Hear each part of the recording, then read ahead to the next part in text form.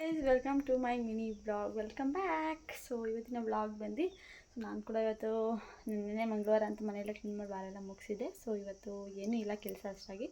ಬೆಳಗ್ಗೆ ಇವತ್ತು ತಿಂಡಿಗೆ ಅಂತ ತಿಂಡಿ ಏನೂ ಮಾಡಲಿಲ್ಲ, ಒಂದು ಸತಿ ಅಡುಗೆ ಮಾಡಿಬಿಡೋಣ ಅಂದ್ಬಿಟ್ಟು ನುಗ್ಗೆಕಾಯಿ ಬೇಳೆ ಸಾಂಬಾರು ಮಾಡಿ ಅನ್ನ ಮಾಡಿದೆ. ಸೊ ಡ್ರೈವರ್ಗಳಿಗೆಲ್ಲ ಇಲ್ಲೇ ಊಟ ಕೊಡಬೇಕಿತ್ತು. ಇವತ್ತು ಲೇಟಾಗಿ ಕೆಲಸಕ್ಕೆ ಕೊಟ್ಟರು, ಕೆಲಸ ಯಾವುದು ಬಂದಿರಲಿಲ್ಲ.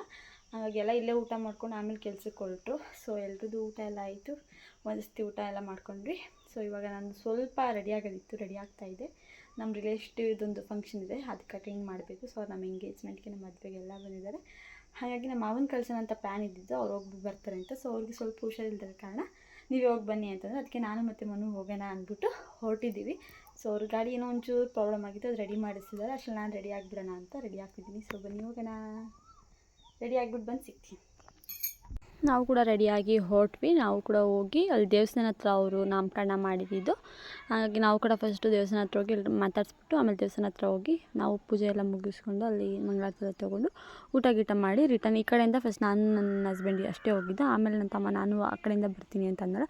ಸೊ ಅವನು ಕರ್ಕೊಂಡು ನಾವು ಕೂಡ ರಿಟರ್ನ್ ಹೊರಟ್ವಿ. ನೋಡಿ ನೇಚರಲ್ಲಿ ಚೆನ್ನಾಗಿ ಬೆಳೆ ಹಾಕಿದ್ದಾರೆ, ಚೆನ್ನಾಗಿ ಕಾಣ್ತಿದೆ.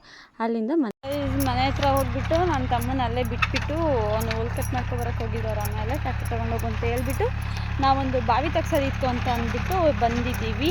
ಅಮ್ಮ ಮತ್ತು ನಮ್ಮ ಮನೆಯವ್ರು ಮಾತಾಡ್ತಿದ್ರು, ಅಲ್ಲಿ ಹೋಗ್ತಾ ಇದ್ದೀವಿ ಬನ್ನಿ. ಅವನ್ನ ಬಿಟ್ಟು ನಾನು ಮತ್ತು ಮನು ಸೀದಾ ಅಮ್ಮ ಫೋನ್ ಮಾಡ್ತಿಲ್ಲ ಅಂತ ಹೊಲ್ದ ಹತ್ರ ಬಂದು ಬಾವಿ ತಗ್ಸೋಣ ಅಂತ ಹೇಳಿದ್ವಲ್ಲ, ಬಾವಿ ತಗ್ಸೋಣ ಅಂದ್ಬಿಟ್ಟು ಇಬ್ಬರು ಹೊಲ್ದ ಹತ್ರ ಬಂದು. ಇವತ್ತು ನಮ್ಮ ಗಾಡಿ ಬೇರೆ ಫ್ರೀ ಆಗಿತ್ತು, ಹಂಗಾಗಿ ಗಾಡಿ ಫ್ರೀ ಆಯ್ತಲ್ಲ ತೆಗ್ಸ್ಬಿಡೋಣ ಅಂತ ತೆಗ್ಸಿದ್ವಿ. ಅಷ್ಟು ನಮ್ಮ ಚೇತು ನೋಡಿ ಲೋಟ್ರಿ ಓಡಿಸ್ತಾ ಇದ್ರು ನಮ್ಮ ಮಮ್ಮಿ, ನಾವು ಬರೋ ಅಷ್ಟರಲ್ಲಿ ಹಂಗೆ ಅವನು ಕೂತ್ಕೊಂಡು ಓಡಿಸ್ತಾವನೆ ಟ್ಯಾಕ್ಟ್ರನ್ನ.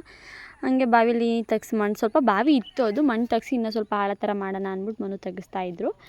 ನೋಡಿ ಅದು ಬಾವಿ ತೆಗ್ಸಿದ್ದು ಕೆರೆ ನೀರು ತುಂಬಿದೆ. ನಾವು ಎಲ್ಲಿಂದ ನೀರು ತುಂಬಾಕಲ್ಲ ಬಾವಿಗೆ, ಆಟೋಮೆಟಿಕ್ ಅದು ನೀರು ತುಂಬುತ್ತೆ. ಯಾಕಂದರೆ ಜಿನ್ಕುತ್ತೆ ಅಂತ ಹೇಳ್ತಾರಲ್ಲ, ಹಂಗೆ ಆಟೋಮೆಟಿಕ್ ತುಂಬ್ಕೊಳ್ಳುತ್ತೆ. ಅಲ್ಲಿಂದ ಅಮ್ಮನ ಮನೆ ಹತ್ರ ಬಂದು ಸ್ವಲ್ಪ ಹೂವು ಎಲ್ಲ ಇತ್ತು ಅಂತ ಪೋಣಿಸ್ತಾ ಕೂತಿದ್ದೆ.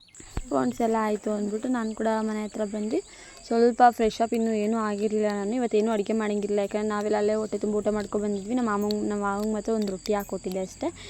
ಹಾಗಾಗಿ ಅಡುಗೆ ಇವತ್ತೇನು ಮಾಡೋ ನೆಸೆಸಿಟಿ ಇರಲಿಲ್ಲ, ಯಾರು ಊಟ ಬೇಡ ಅಂತಂದರು. ಸೊ ಹಂಗಾಗಿ ನಾನು ಕೂಡ ಏನು ಅಡುಗೆ ಮಾಡಿಲ್ಲ. ಅಡುಗೆ ಇಲ್ಲಾಂದರೆ ಒಂಥರ ಫ್ರೀ ಇವತ್ತು. ಇನ್ನು ಮುಖ ಏನೂ ತೊಳೆದಿಲ್ಲ, ಜಸ್ಟ್ ಡ್ರೆಸ್ ಚೇಂಜ್ ಮಾಡಿ ಬಂದೆ. ಇವಾಗಷ್ಟೇ ಫ್ರೆಶ್ ಅಪ್ ಆಗಿ ನಿದ್ದೆ ಮಾಡಬೇಕು. ಇವತ್ತು ಇನ್ನೇನು ಕೆಲಸ ಇಲ್ಲ, ಫುಲ್ ಎಲ್ಲಾದರೂ ಹೋಗಿ ಬಂದರೆ ಗೊತ್ತಲ್ಲ ಟಯರ್ಡ್ ಫೀಲ್ ಆಗುತ್ತೆ. ಈ ವ್ಲಾಗ್ ನಿಮಗೆ ಏನು ಮಾಡ್ತಿದ್ದೀನಿ. ಓಕೆ ಬಾಯ್, ನೆಕ್ಸ್ಟ್ ವೀಡಿಯೋದಲ್ಲಿ ಸಿಗೋಣ. Thank you.